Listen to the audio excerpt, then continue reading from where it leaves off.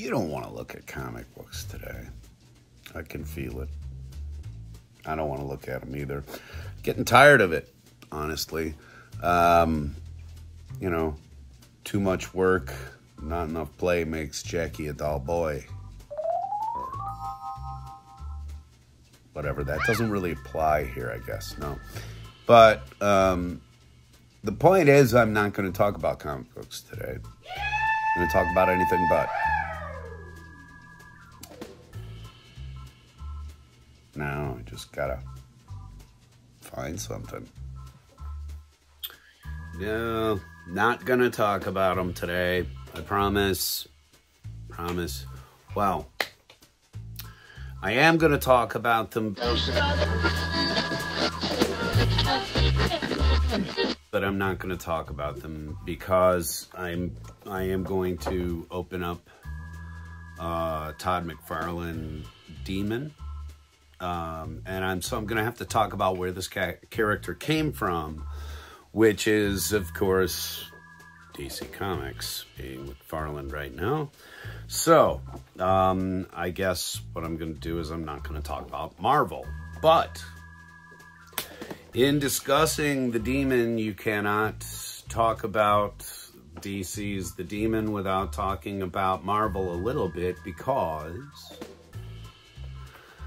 the character of Etrian was drawn, conceived, and everything else by Jack Kirby, who, as most people know him, is Mr. Marvel. He's the one who came up with all of the early artwork that Stan Lee wrote stories for, but Jack did the art, okay? And when Jack got tired of working with Stan Lee, he went and created other characters for other comic books companies. But I wanted to get this out of the package. Good Lord, what did I just do with my knife? I thought I saw it, you know? So I'm gonna have to use my pro knife again. I thought I saw my little craft knife somewhere. I miss that cheap little razor bladed piece of shit. It's been a part of the show for several seasons now. That's your reminder today, kids. Don't smoke cigarettes. All right. I picked this up because I really, when it came out, I wanted one. But I was not willing to pay the 20 bucks for it because I didn't like it that much. But now that I found it at Ross, way down the line at $6, and actually, truth be told, I picked this up purely because I was going out to shop for Chris Sheets that day, and there were two of them, and I thought, the heck with it, this is my chance to pick one up for $6 and not feel bad about it. So I did, but Etrian is a mystical character. He is truly a demon in every sense. Not really known too terribly much about. He speaks all the time. He speaks in rhyme. See what I did there? He does speak in rhyme, which is always, I think, a difficult way to write dialogue, which is why I enjoy iambic pentameter, Shakespeare's whole trip. You're not here for Shakespeare. So anyway, Jack Kirby came up with this character originally, and if you look at the early designs of this demon, it's easy to see. This is actually a look from, I want to say that it's from, you know, like the metal, the recent DC stuff or whatever. But the armor looks passable enough for the character. Like, 100% of the time. Though when you see Etrian, he's in various states of armored dress. And actually makes a small appearance in a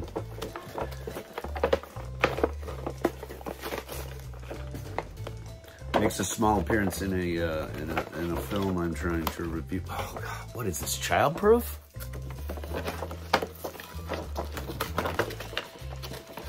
Oh, I hate really.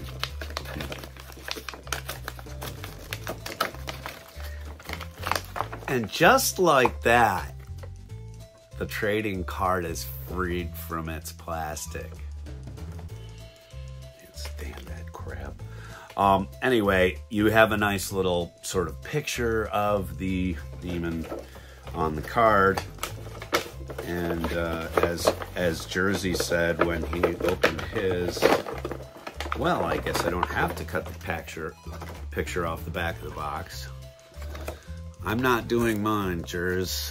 This is just, I robbed the box. If you don't know who Rob is, check out the first 117. Back when he used to make videos, there was this really funny cat named Rob who would come over and do terrible things to toy packaging on camera. It was fun.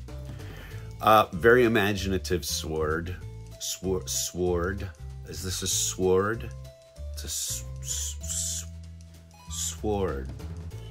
Sword.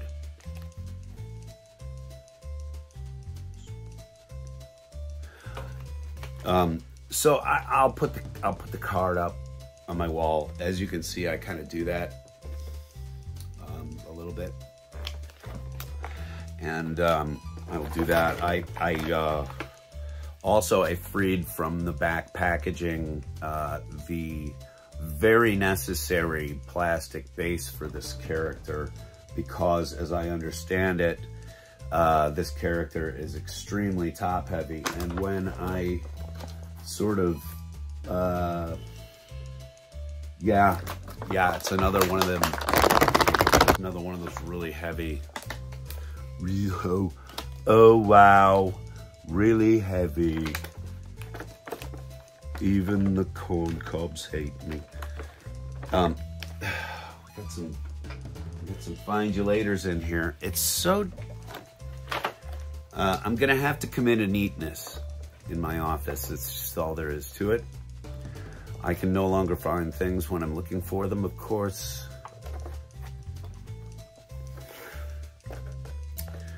Our son, I almost cried. I had one of those father-son moments where I had to go to my son, our son Zeb, and say, Zeb, if you ever leave my drill outside overnight again, I'll have your ass for it. It's a moment in every American man's life that he looks forward to having that very talk with a son. I feel like I feel like another of my bucket list activities has been dealt with. Findulators are a big pain in the ass. And never cut towards your eyes like I just did. My wife is sitting next to me on the couch or something watching this probably now, and I'll get punched in the side of the head for it. She loves me. She hits me because she cares. All right, I think I've gotten all the findulators out. And by the way, my wife does not strike me. Do not ever let yourself get to a physical argument with anyone for any reason, no matter their gender or whatever. The minute you go to physicality in an argument, you've lost your position. Remember that. Okay. So similar to my clipping closed of the craft knife, I always return this to its holster so that I know it is safe. Seriously, don't mess around with blades. It's a weapon, and it's a tool. It's a tool and a weapon, in that order. All right.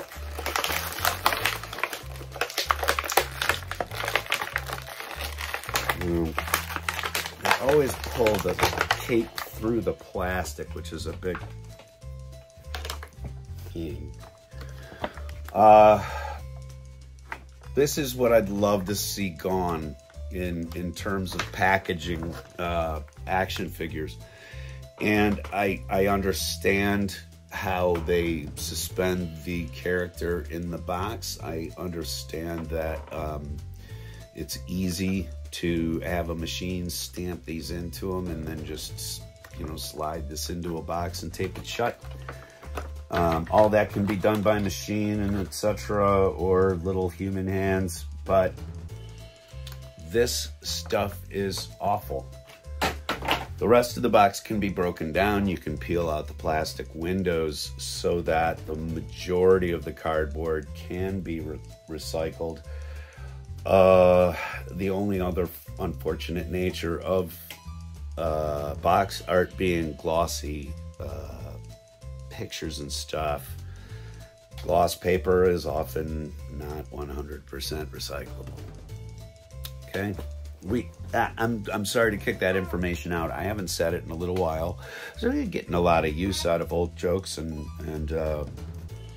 old material today. But we're here to talk about Etrian, the demon. If you have ever dealt with a McFarlane figure before, you know basically what you are getting. The articulation is outstanding, but sometimes they can be slightly top heavy. So this guy will probably need his little plastic based stand to stand up. But let's talk about some of the qualities of the design, the mold, etc. I'm kind of with Chris Sheets in that it's a shame that this isn't necessarily soft goods. However, I don't dislike the rubber cape system as much as a lot of my contemporaries do, because I do like how they can get it to mold in a certain way and stay that way. A good example of that is the, I'll have to get some better video of this, but the Nighthawk figure that's up there, now it's wobbling around. I'll get some decent footage and I'll put it like right here or something like cool. Anyway, I like different sort of stylized capes. Another one that has a similar deal is my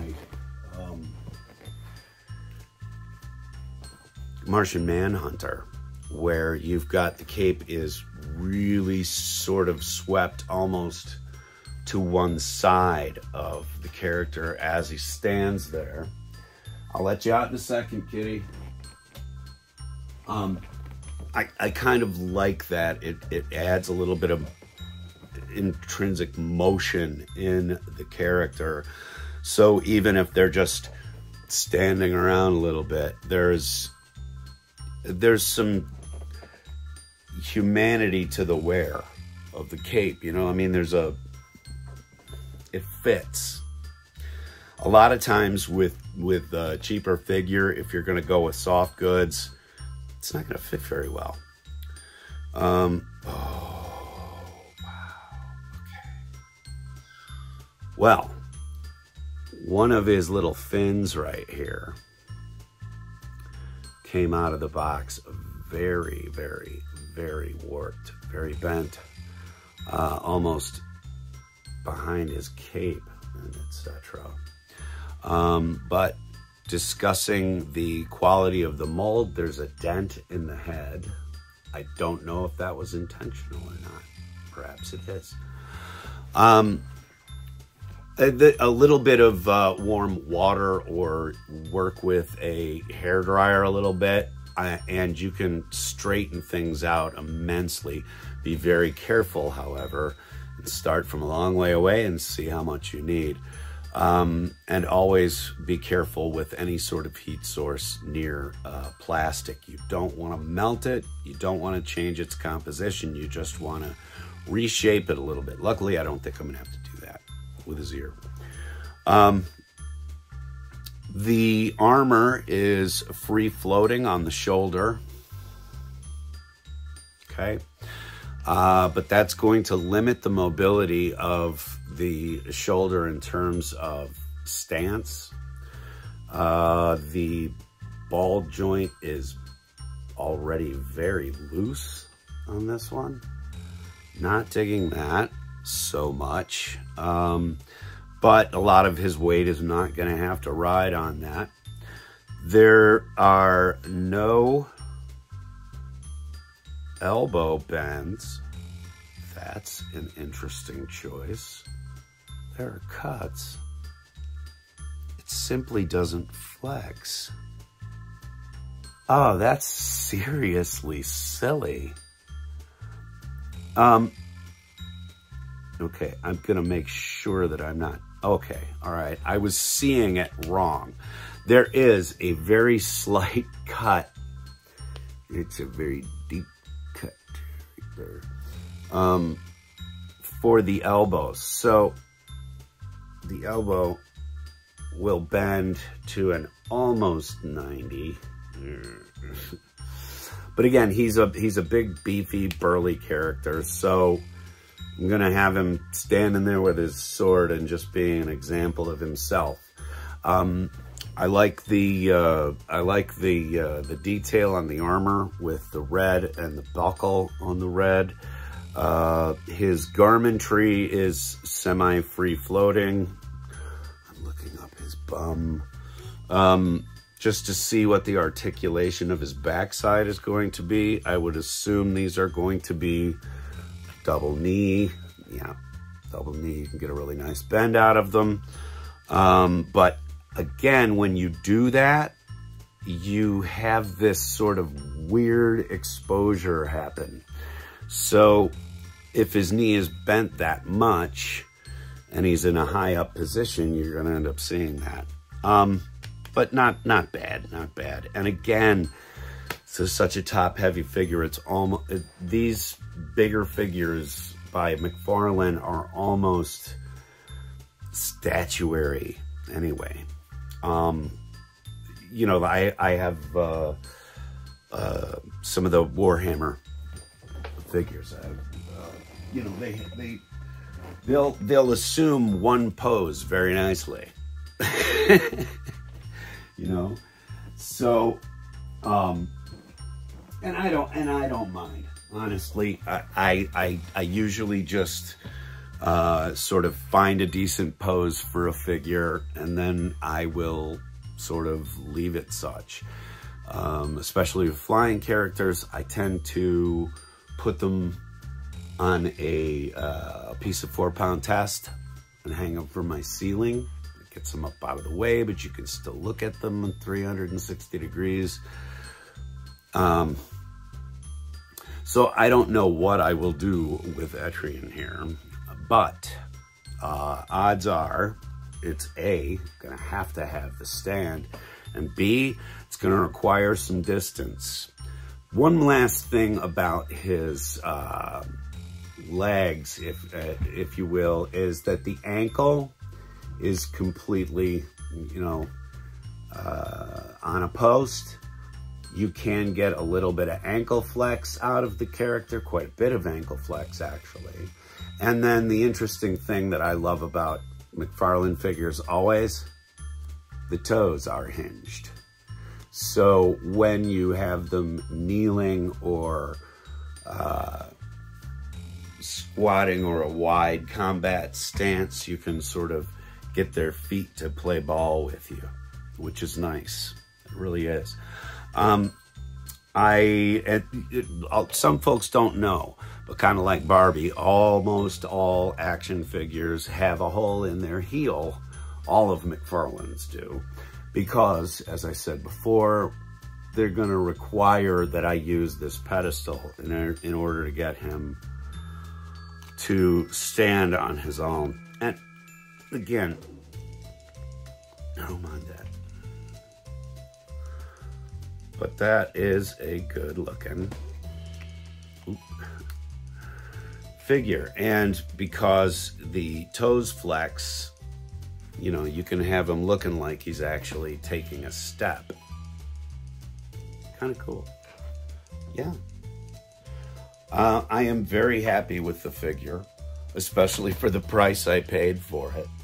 And I think that the other thing that I really kind of wanted to use this as an example of is, you know, a little bit of my, I hit set this where you're going to actually see them. This is a little bit of, you know, where my rubber meets the road in terms of waiting something out. The collectibles game, there are very few things, honest to gosh, there are very few things in the world worth hyper-extending your mind, your physical well-being, or your finance for. In all good time, all good things come. And so in this case, yeah, I think I waited better part of a year to almost, what, 2 years to add Etrian to my figure collection.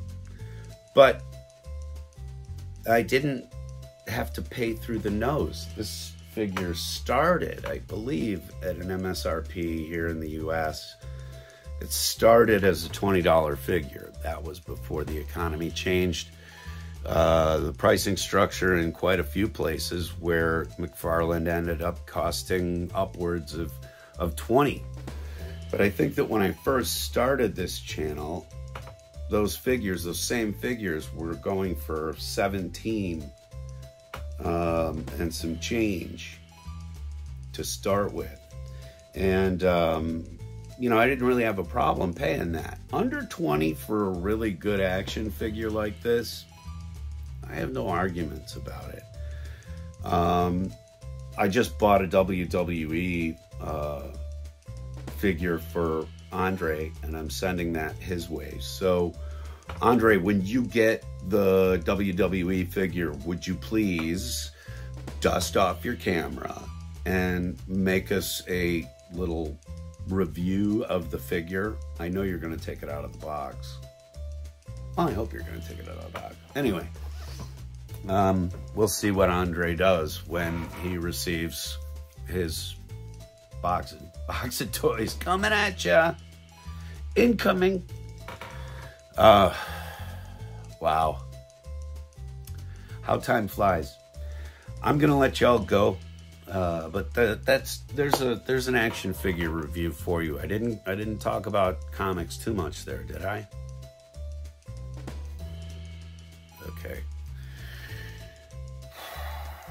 I'm still looking at a stack of them, but I'm tired of it, same way you are.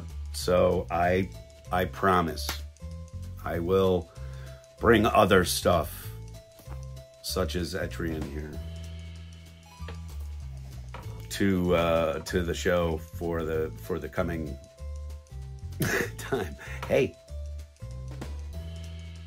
there's the thumbnail. I wish I could reach the button. Anyway, all right, demon. Get the backside. thank you very much for coming out here, folks. Appreciate it very much. And we will see you all again very, very soon right here on Monkey Shine Lab. Bye.